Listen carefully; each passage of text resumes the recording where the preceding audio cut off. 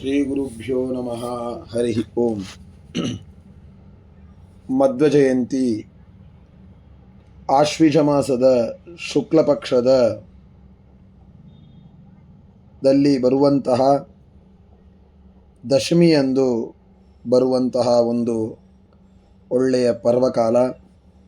ಶ್ರೀಮದಾಚಾರ್ಯರು ಅವತಾರವನ್ನು ಮಾಡಿ ಜಗತ್ತಿಗೆ ಅನುಗ್ರಹವನ್ನು ಮಾಡುವುದಕ್ಕಾಗಿ ತಾವು ಅವತಾರವನ್ನು ಪಾಜಕ ಕ್ಷೇತ್ರದಲ್ಲಿ ಮಾಡಿದ್ದಾರೆ. ಅಂತಹ ಮಧ್ವ ಜಯಂತಿ ಎನ್ನುವಂತಹ ದಿನ ವಿಶೇಷವಾಗಿ ಪಂಚಾಮೃತಾದಿ ಅಭಿಷೇಕಗಳನ್ನು ಮಾಡಿ ಶ್ರೀಮದಾಚಾರ್ಯರ ಶಾಸ್ತ್ರದ ಪಾರಾಯಣಗಳನ್ನು ಮಾಡಿ ನಾವು ಪ್ರತಿ ಜನ್ಮದಲ್ಲಿಯೂ ಕೂಡ ಶ್ರೀಮದಾಚಾರ್ಯರ ಪಾದಾರಾಧಕರಾಗಿ ಪಾದದ ಸ್ಮರಣೆಯನ್ನು ಮಾಡುವಂತಹ ಈ ಮಾಧ್ವ ಮತದಲ್ಲಿ ಹುಟ್ಟಿ ಮಾಧ್ವರಾಗಿ ಅವರ ಸೇವೆಯನ್ನು, ಅವರ ಶಾಸ್ತ್ರದ ಶ್ರವಣವನ್ನು ನಿರಂತರವಾಗಿ ನಾವು ಮಾಡಬೇಕು. ಅವರ ಅವತಾರವಾಗಿದ್ದೇ ಬುದ್ಧಿಯನ್ನು ಕೆಡಿಸಿದ ಮಾಯಾವಾದಿಯೇ ಮೊದಲಾದಂತಹ ಆ ಎಲ್ಲ ಮತಗಳ ಖಂಡನೆಯನ್ನು ಮಾಡುವುದಕ್ಕಾಗಿ ಅವತಾರವನ್ನು ನಮ್ಮ ಸಲುವಾಗಿ ಮಾಡಿದ್ದೇ ಹೊರತು ಬೇರೆ ಯಾವ ತರಹದ ಪ್ರಯೋಜನವಿಲ್ಲ. ನಾವು ಭಗವಂತನ ವಿಷಯವನ್ನು, ಭಗವಂತನ ತತ್ವವನ್ನು, ಭಗವಂತನ ರಹಸ್ಯವನ್ನು ತಿಳಿದುಕೊಳ್ಳುವುದಕ್ಕಾಗಿ ಅವರು ಅವತಾರ ಮಾಡಿ ಈ ರಹಸ್ಯಗಳು, ಈ ತರಹ ಈ ತತ್ವಗಳಿದೆ, ಇದನ್ನು ಚಿಂತನೆ ಮಾಡಿದರೆ ನೀನು ಭಗವಂತನ ಹತ್ತಿರ ಅವಶ್ಯವಾಗಿ ಹೋಗಬಹುದು, ಮೋಕ್ಷವನ್ನು ಪಡೀಬಹುದು. ಆದ್ದರಿಂದ ಆ ಶ್ರೀಮದಾಚಾರ್ಯರ ಅನುಗ್ರಹ ವಿಶೇಷವಾಗಿ ನಮಗೆ ಬೇಕಾಗುತ್ತದೆ. ಶ್ರೀಮದಾಚಾರ್ಯರ ಅನುಗ್ರಹವಿಲ್ಲದೆ ನಾವು ಯಾವ ತರಹದ ಜೀವನದಲ್ಲಿ ಸಾಧಿಸ್ತೇವೆ ಅಂತನ್ನುವುದನ್ನು ಹೇಳಲಿಕ್ಕೆ ಬರೋದಿಲ್ಲ. ನಮಗೆ ಯಾವ ರೀತಿಯಾದಂತಹ ಪ್ರಸಾದಗಳು, ಅನುಗ್ರಹಗಳು, ದೇವರು ನಮ್ಮನ್ನು ನೋಡಬೇಕು, ದಯ ಮಾಡಬೇಕು ಅಂತಂದರೆ ಶ್ರೀಮದಾಚಾರ್ಯರ ಅನುಗ್ರಹವಿಲ್ಲದೆ, ಶ್ರೀಮದಾಚಾರ್ಯರ ಭಕ್ತನಾಗದೆ ನಮಗೆ ಯಾವುದೇ ತರಹದ ಸಾಧನೆಯನ್ನು ಸಾಧಿಸಿಕೊಳ್ಳಲು ಬರುವುದಿಲ್ಲ. ಆದ್ದರಿಂದ ಆ ಮಧ್ವ ಜಯಂತಿಯಿಂದ ಪ್ರಾರಂಭ ಮಾಡಿಕೊಳ್ಳ್ರಿ. ಮಧ್ವಾಚಾರ್ಯರ ಅನುಗ್ರಹಕ್ಕೆ ಪಾತ್ರರಾಗಿ ದೇವರ ಹತ್ತಿರ ಹೋಗಬೇಕು ಅಂತನ್ನುವುದನ್ನು ನಾವು ಅವಶ್ಯವಾಗಿ ತಿಳಿದುಕೊಳ್ಳಬೇಕು.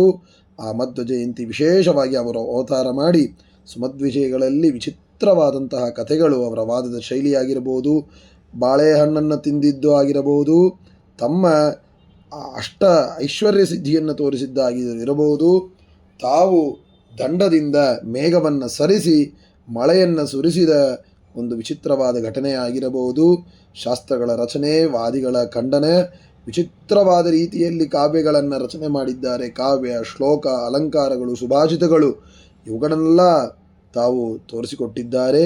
ಅನುವ್ಯಾಖ್ಯಾನವನ್ನು 4 ಜನ ಶಿಷ್ಯರಲ್ಲಿ ಒಂದು ಅಧ್ಯಾಯ, 2 ಅಧ್ಯಾಯ, 3 ಅಧ್ಯಾಯ, 4ನೇ ಅಧ್ಯಾಯ ಹೀಗೆ ಒಂದೊಂದು ಅಧ್ಯಾಯಗಳ ಶ್ಲೋಕವನ್ನು ಹೇಳಿ ಆ ತ್ರಿವಿಕ್ರಮ ಪಂಡಿತಾಚಾರ್ಯರು ಕೇಳಿದ್ದಕ್ಕಾಗಿ ಸುಲಭವಾದ ರೀತಿಯಲ್ಲಿ ಅರ್ಥವಾಗುವುದಕ್ಕಾಗಿ ಬ್ರಹ್ಮಸೂತ್ರ ಭಾಷ್ಯದ ಆ ವಿವರಣೆ ರೂಪವಾದಂತಹ ಆ ವ್ಯಾಖ್ಯಾನವನ್ನು ರಚನೆ ಮಾಡಿದ್ದಾರೆ.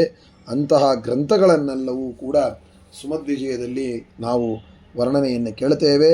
ಆದ್ದರಿಂದ ವಿಚಿತ್ರವಾದ ರೀತಿಯಲ್ಲಿ ವಾಯುದೇವರ ಒಂದು ಅವತಾರರಾದಂತಹ ಶ್ರೀಮದಾಚಾರ್ಯರು ನಮಗೆ ಅನುಗ್ರಹ ಮಾಡಬೇಕು.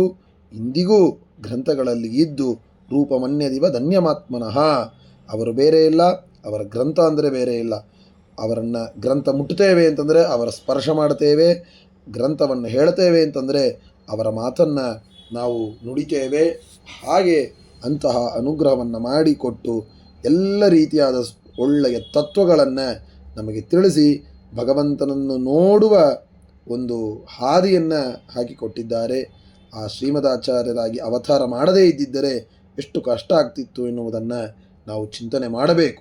ಆದ್ದರಿಂದ ಆ ಮಧ್ವ ಜಯಂತಿಯಲ್ಲಿ ವಿಶೇಷವಾಗಿ ವಾಯುಸ್ತುತಿ ಮತ್ತು ಸುಮಧ್ವಿಜಯ ಇತ್ಯಾದಿಗಳನ್ನು ಪಾರಾಯಣವನ್ನು ಮಾಡಿ ಶ್ರೀಮದಾಚಾರ್ಯರ ವಿಶೇಷವಾದ ಅನುಗ್ರಹಕ್ಕೆ ಪಾತ್ರರಾಗಿ ಎಲ್ಲ ಜನ್ಮಗಳಲ್ಲಿಯೂ ಕೂಡ ಮಾಧ್ವನಾಗಿ ನಾವು ಹುಟ್ಟುವಂತೆ, ಮಧ್ವಾಚಾರ್ಯರಿಗೆ ಸಂಬಂಧಪಟ್ಟವನು ಅಂತ ಅರ್ಥ. ಮಾಧ್ವ ಅಂತಂದರೆ ಮಧ್ವಾಚಾರ್ಯರಿಗೆ ಸಂಬಂಧಪಟ್ಟವನು, ಮಧ್ವಾಚಾರ್ಯರಿಗೆ ಸಂಬಂಧಪಟ್ಟವರು ಅಂತನ್ನೋದು ಹೇಳಿಕೊಳ್ಳೋದೇ ಎಷ್ಟು ದೊಡ್ಡ ಒಂದು ಅನುಗ್ರಹ ಅಂತ ತಿಳಿದುಕೊಳ್ಳ್ರಿ. ನಾವು ಮಾಧ್ವರು ಅಂತ ಬರೀ ಹೇಳಿಕೊಳ್ಳೋದಲ್ಲ, ಅವರಲ್ಲಿ ಭಕ್ತಿ ಮಾಡಬೇಕು, ಅವರು ಹೇಳಿಕೊಟ್ಟಂತೆ ನಡೆಯಬೇಕು.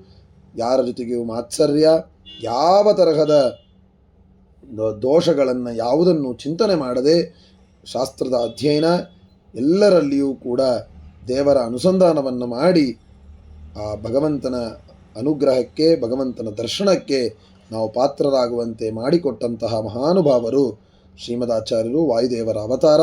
ಅಂತಹ ಶ್ರೀಮದಾಚಾರ್ಯರ ಆ ಹುಟ್ಟಿದ ದಿನದಂದು ವಿಶೇಷವಾದ ಅಭಿಷೇಕಾದಿಗಳನ್ನು ಮಾಡಿ ಅವರನ್ನು ಸಂತೋಷಪಡಿಸಿ ಶಾಸ್ತ್ರದ ಅಧ್ಯಯನವನ್ನು ನಿರಂತರವಾಗಿ ಮಾಡುವಂತೆ ಅನುಗ್ರಹವನ್ನು ಮಾಡಲಿ. ಶ್ರೀಕೃಷ್ಣಾರ್ಪಣಮಸ್ತು.